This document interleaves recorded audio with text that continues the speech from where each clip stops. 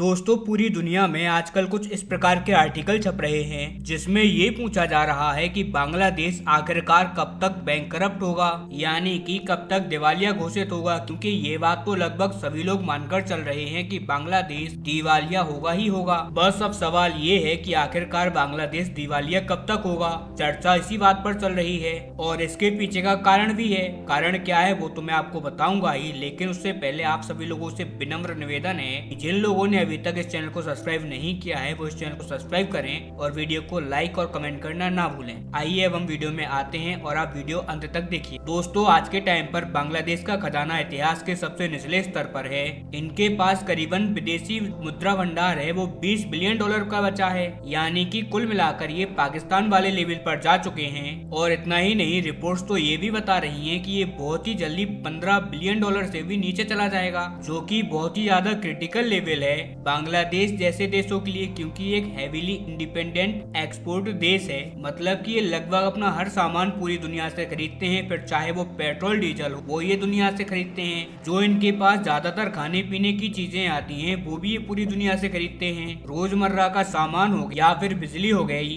इनमें से ये कुछ भी नहीं बनाते। यहाँ तक कि बिजली भी ये लोग बांग्लादेश नेपाल से खरीदता है या फिर भारत से। अब जरा आप ये बताइए कि जब ये सारी चीजें दुनिया के तमाम देशों से खरीदेंगे तो अब ऐसा तो नहीं है कि सब कुछ इन्हें फ्री में मिल जाएगा, उसकी इनको पेमेंट भी करनी होगी और पेमेंट की जाएगी अमेरिकी डॉलर में। और जब इनके पास विदेशी मुद्रा भंडार नहीं होगा तो ये पेमेंट करेंगे कैसे? अरे आखिरकार कहीं ना कहीं से तो डॉलर आएगा। तो अभी तक तो ये डॉलर लेके आ रहे थे कपड़ा बेचकर। दोस्तों, बांग्लादेश की इकोनॉमी का 20 से 25% तक जितना भी इनका डॉलर आता है वो इनका कपड़ा बेचकर ही आता है। और जो कपड़ा बेचकर ये डॉलर कमाते हैं उसी से ये इम्पोर्ट के बिल पेमेंट करते हैं। यानी कि जब भी कभी ये भारत से पेट्रोल डीजल या खाने पीने की चीजें लेते हैं उसका पेमेंट ये डॉलर में ही करते हैं। या फिर किसी अन्य देश से भी ये कुछ चीज खरीदते हैं तो उसका पेमेंट भी इन्हें डॉलर में ही देना पड़ता है। लेकिन पिछले कुछ दिनों से बांग्लादेश में जो कुछ हो रहा है उसकी वजह से इनके टेक्सटाइल इम्पोर्ट 50% के आसपास गिर चुके हैं। और कुछ ऐसी रिपोर्ट निकल कर आ रही है जो कि खुद बांग्लादेश के द्वारा आई है, जिनमें बताया जा रहा है कि 2025 के एंड तक ही 80% से ज्यादा इनके टेक्सटाइल इंपोर्ट एक्सपोर्ट खत्म हो जाएंगे।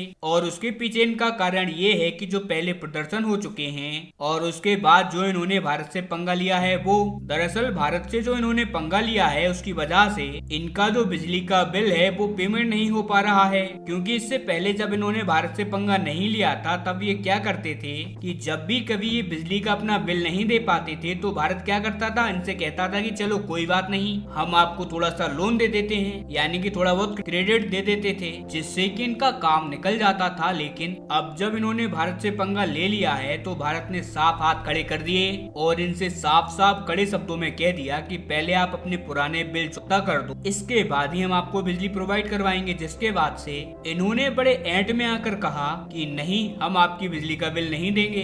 और अब यही ऐंठ इनको भारी पड़ रही है क्योंकि बिजली की कमी की वजह से इनकी टेक्सटाइल कंपनियां बंद पड़ी हैं, लोग बेरोजगार हो रहे हैं, कंपनियां धराशायी हो रही हैं। और इन सब की वजह से भारत को भी यहाँ पर फायदा हो रहा है, क्योंकि बांग्लादेश से जितनी भी टेक्सटाइल कंपनियां बाहर निकली हैं उनमें से करीबन 65 से 70% कंपनियां आज हमारे देश भारत में शिफ्ट हो चुकी हैं। यानी कि इस मूव से भारत का टेक्सटाइल इंपोर्ट बढ़ता जा रहा है और बांग्लादेश जमींदोज हो रहा है। और यही वो बहुत बड़ा कारण है जिसकी वजह से इनका खजाना लगातार गिरता जा रहा है। क्योंकि जब आप कुछ एक्सपोर्ट नहीं करोगे, कुछ बेचोगे नहीं, तो आखिरकार आपके पास पैसा डॉलर कहाँ से आएगा? और जब आपके पास कमाई नहीं होगी तो आपका जो रिजर्व पैसा है वो कम होगा। और ऐसे में जब आप इंपोर्ट कर रहे हो कोई सामान, जैसे कि भारत से बिजली ले रहे हो या फिर दुनिया के तमाम देशों से पेट्रोल डीजल गैस खरीदते हो या फिर खाने पीने की रोजमर्रा की चीजें खरीदते हो, तो उसका बिल भी तो भरना होगा। और जब खजाना नहीं होगा तो ये सब कहाँ से भरा जाएगा? यही कारण है कि अब पूरी दुनिया कह रही है कि बांग्लादेश का बैंक करप्ट होना एकदम निश्चित है।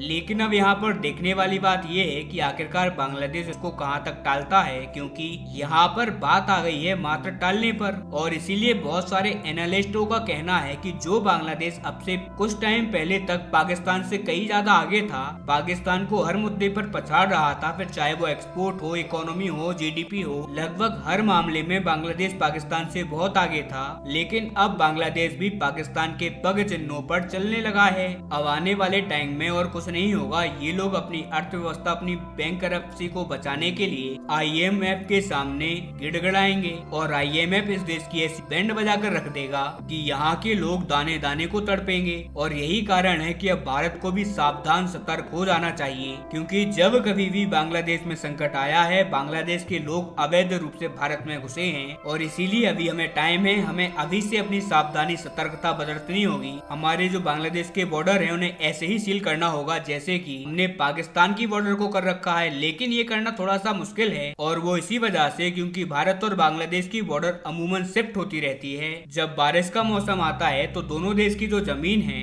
वो पानी के साथ एक जगह से दूसरी जगह चली जाती है। जी हाँ, रियल में ऐसा होता है और यही कारण है कि इसे मार्क कर पाना थोड़ा सा मुश्किल है, लेकिन सिर्फ मुश्किल ही है, नामुमकिन कुछ भी नहीं है। इसीलिए हमें अपना अगर देश बचाना है और बांग्लादेश के कट्टरपंथियों को सबक सिखाना है तो हमें ये कार्यवाही करनी पड़ेगी। हमारे पास कुछ ऑप्शन नहीं बचता और ये काम भी हमें अभी से ही स्टार्ट करना होगा, तब जाकर हम 2-3 सालों में फ्री हो पाएंगे। हालांकि ये जितनी भी सिचुएशन बैठी हुई है इस पर आपका क्या मानना है, आपकी राय कमेंट सेक्शन में देना ना भूलें। साथ ही अगर अभी तक आपने सब्सक्राइब नहीं किया है, do subscribe this channel for upcoming videos. नमस्कार।